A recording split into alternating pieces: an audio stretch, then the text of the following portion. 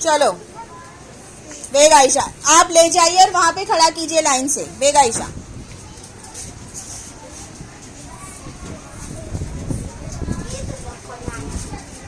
एक मिनट, सारे यहाँ आ जाओ कबर्ड के पास, सारे उधर आ जाओ क्योंकि फिर कैमरे में नहीं आ रहे ना, जल्दी।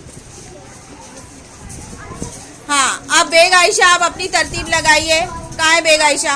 वहीं से खड़ा करो ना, जगह कहाँ से होने वाली, वहीं खड़े रहो। बेग आयशा आगे, कोई खुद से नहीं आएगा, उसको ढूंढने दो और लगाने दो।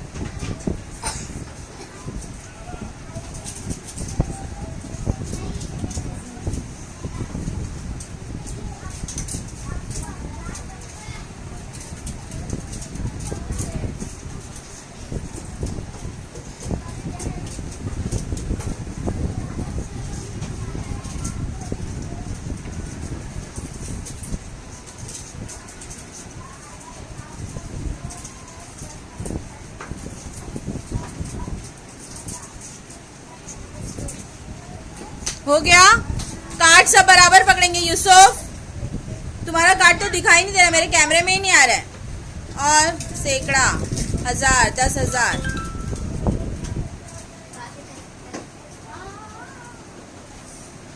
बिल्कुल सही।